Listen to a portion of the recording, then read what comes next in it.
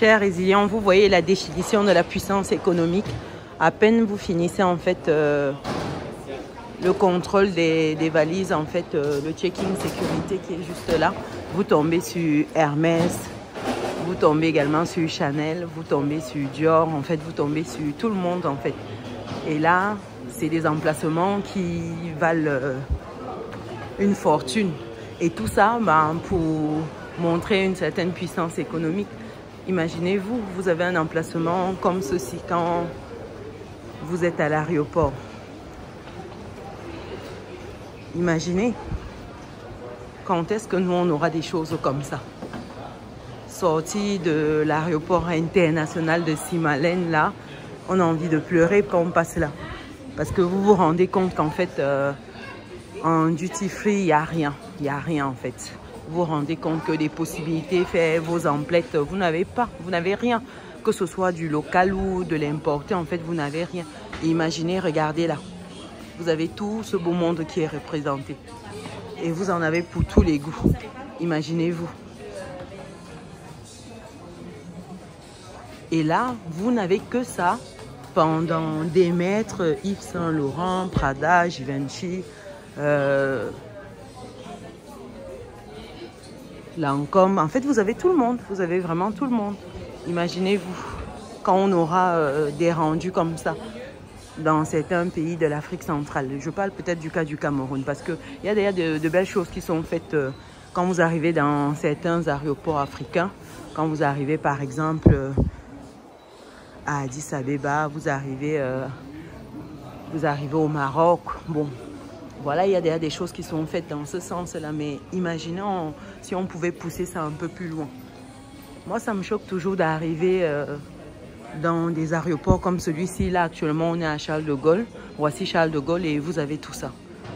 Et vous vous dites, mais est-ce que chez nous, les autres ne voient pas toutes ces possibilités-là? Est-ce que c'est que nous, en fait, est-ce que c'est nous qui sommes aveugles, qui sont cons, en fait, dans tout ça? Franchement, ça a se poser des questions. Là, vous avez du choix. Quel que soit le rayon, vous avez du choix. Vous souhaitez peut-être garder du chocolat. Là, vous en avez ici.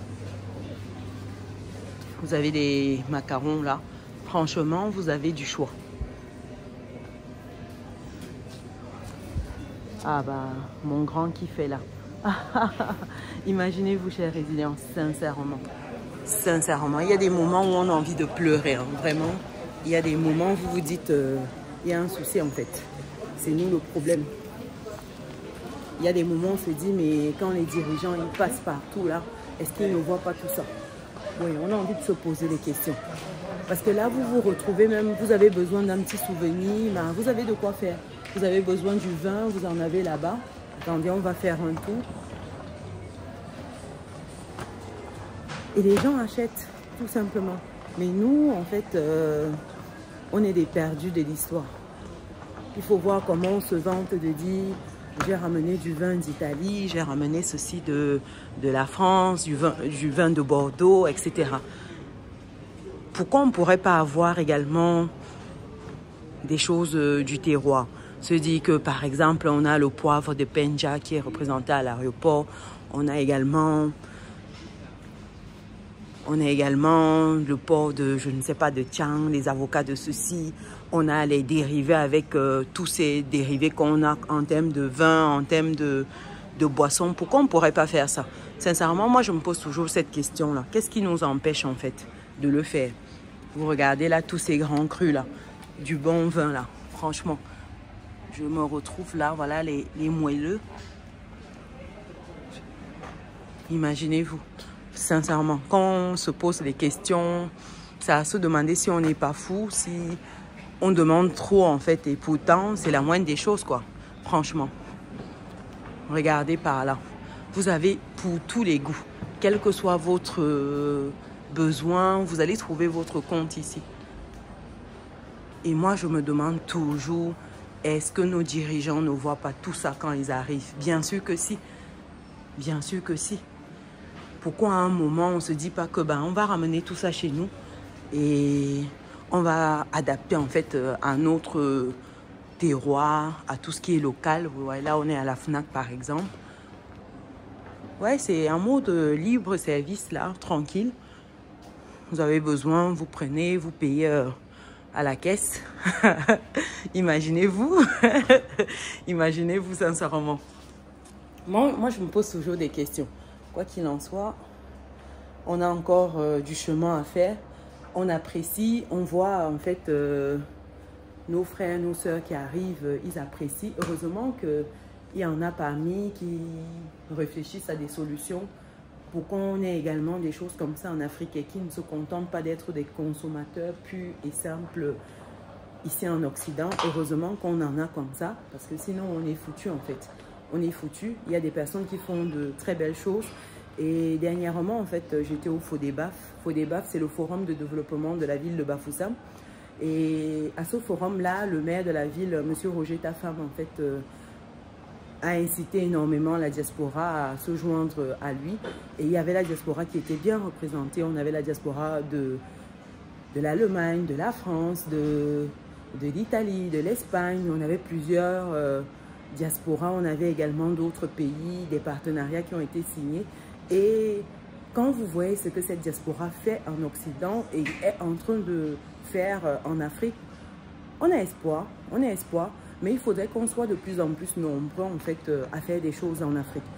Le tout n'est pas de rentrer en Afrique, tout le monde ne rentrera pas en Afrique. Et dites-vous que, étant en Occident, la puissance économique qu'on a est juste inimaginable.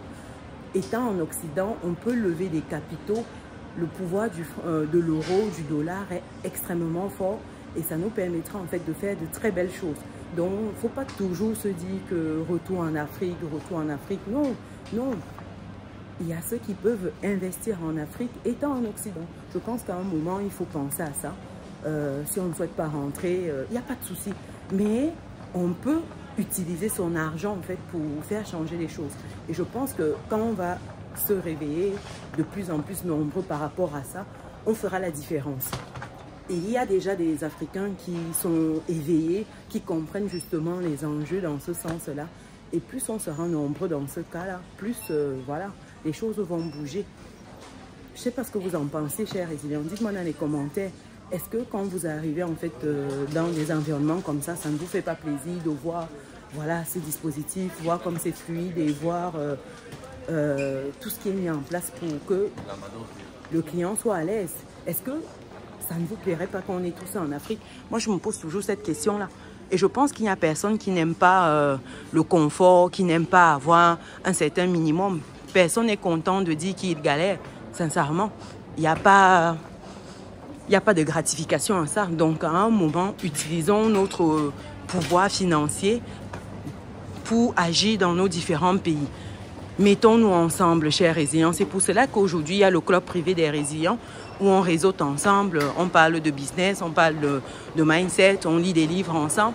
Parce que c'est ensemble, en fait, qu'on va plus loin. C'est ensemble qu'on fait de belles choses. On ne peut pas rester dans son coin et se dire que, voilà, on va changer le game tout seul. Non, c'est pas possible. C'est vraiment pas possible. Dans un moment, mettons-nous ensemble, agissons, pensons à notre chère Afrique, faisons ce qu'il y a lieu de faire pour qu'on n'ait plus rien à envier à l'Occident. Parce que, voilà, il y a vraiment du potentiel. Mais maintenant, c'est à nous de faire le nécessaire pour que ce potentiel-là soit utilisé. Parce qu'on a le savoir-faire quand on vient en Occident. On a les connaissances, on a le savoir-faire, on a le pouvoir économique. On a en fait des exemples parlants dont on pourrait s'inspirer.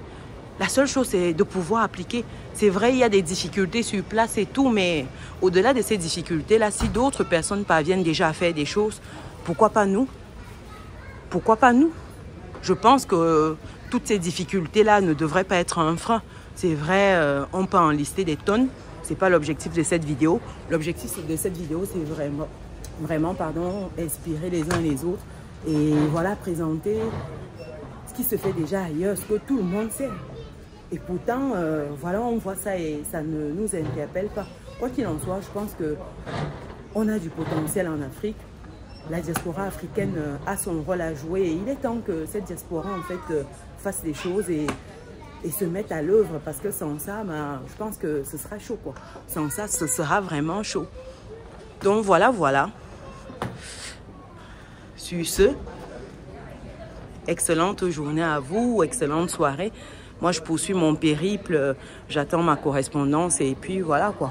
En tout cas, ça fait toujours plaisir de revenir à la maison, même si c'est pour quelques instants le temps d'une correspondance. Allez, ciao, ciao tout le monde.